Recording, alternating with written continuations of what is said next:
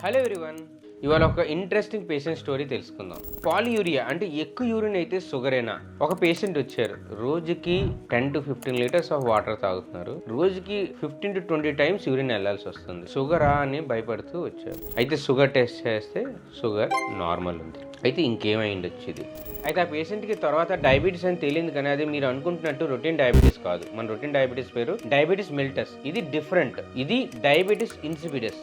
ఇందులో ఏమవుతుందంటే ఏడిహెచ్ అనే ఒక హార్మోన్ ఉంటుంది. ఆ హార్మోన్ యూరిన్ ఎంత వెళ్ళాలనేది రెగ్యులేట్ చేస్తుంది. మీరు ఇది అబ్జర్వ్ చేశారా? చలికాలంలో మన యూరిన్ ఎక్కువ అవుతుంది, ఎండాకాలం యూరిన్ తక్కువ అవుతుంది. ఎందుకు? సో మన బాడీకి ఎంత వాటర్ కావాలి, ఎంత వాటర్ ఉంచుకోవాలి బాడీలో అనేది ఈ హార్మోన్ డిసైడ్ చేస్తుంది. సో ఈ ఏడిహెచ్ అనే హార్మోన్ కొంతమందికి తక్కువ ఉంటుంది. అది పిట్యూటరీ గ్లాండ్ అంటే బ్రెయిన్ లో గ్లాండ్ లో ప్రాబ్లం ఉంటే తక్కువ ఉండొచ్చు. కొంతమందికి కిడ్నీ ప్రాబ్లం వల్ల ఈ హార్మోన్ పనిచేయకపోవచ్చు. అయితే ఏంటి ప్రాబ్లం అని చూసుకొని దానికి ట్రీట్ చేస్తే కొంతమందికి ఇంప్రూవ్ అవుతుంది. ఆర్ పర్మనెంట్ డ్యామేజ్ అయితే మనకి కొన్ని టాబ్లెట్స్ ఉంటాయి. ఆ టాబ్లెట్ ఇస్తే దీనికి నార్మల్గా మెయింటైన్ చేయొచ్చు.